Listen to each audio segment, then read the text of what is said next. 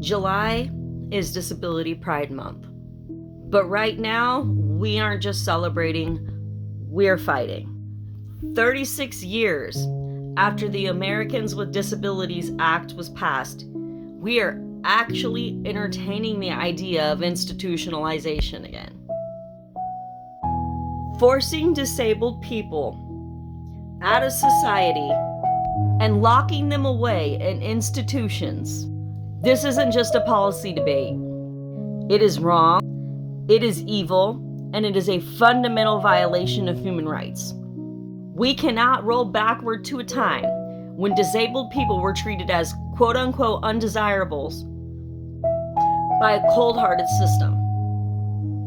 To understand what's at stake, we have to look at the history of asylum housing. For generations, warehousing people in underfunded, abusive institutions was normal. It took literal blood, sweat, and tears to change that. In March 1990, something occurred known historically as the Capitol Crawl, where disabled activists threw themselves out of their wheelchairs and dragged their bodies up the concrete steps of the U.S. Capitol just to force this country to recognize their basic humanity. It was that raw determination that gave us the ADA. 9 years later, the landmark Supreme Court case Olmstead versus LC ruled that unjustified institutionalization is a form of discrimination. The law stated clearly that disabled people have the right to live in their communities. To undo this is to spit on decades of civil rights history. The system tries to paint a picture that disabled people cannot thrive or contribute. That's a lie. I am disabled. I work. We exist. We have the right to thrive. And we can live fulfilling lives when society provides accessibility instead of walls and barriers. Stripping away community-based support and replacing it with institutions ruins lives, breaks spirits, and isolates people from the world that they belong in.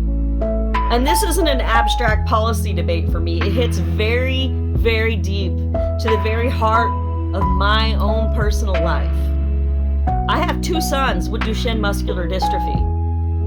They have been fighting a progressive, rare neuromuscular disease their entire lives every single day. And when people talk about rolling back rights or bringing back warehousing, they're talking about my son's futures and mine. Just recently, the Muscular Dystrophy Association, MDA, had to step up with a major announcement and push heavily for bipartisan federal funding, rare disease infrastructure, and nationwide newborn screening to protect our communities. They have condemned this news. The MDA is out here fighting just to ensure our kids get basic health care, early diagnoses, and life-saving research. Yet while advocacy groups are working tirelessly to give children like mine a fighting chance to live full, independent lives, cold-hearted systems are trying to build walls to shut them out. I refuse to sit quietly while the world tries to build a cage for my damn kids. This is pure eugenicist ideology, and it's bullshit. Yesterday, I was just talking to someone about the rhetoric being thrown around online and in the political sphere. People are openly decrying disabled individuals, even suggesting that certain people shouldn't have children. Let's call that exactly what it is: eugenicism. That's an incredibly dark and slippery slope. Anyone can give birth to a child who is born disabled, or a child who develops a disability later in life.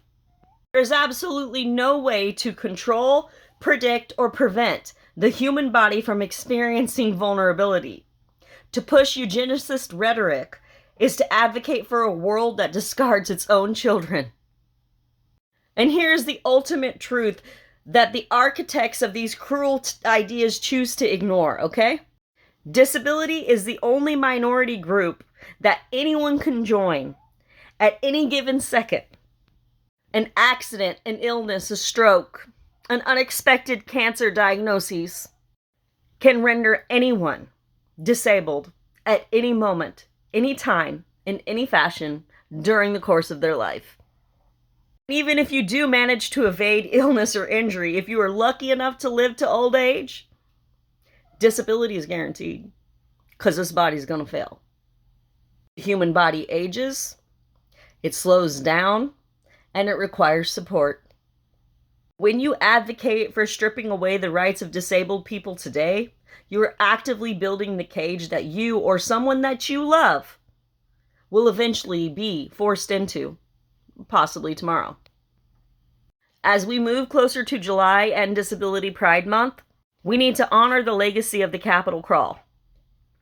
We need to defend the Olmstead ruling.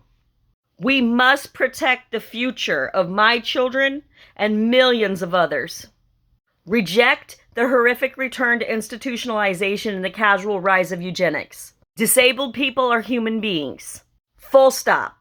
Stand up, speak out, and refuse to let them roll us backward. You have an obligation to make the world a better place for the future of tomorrow.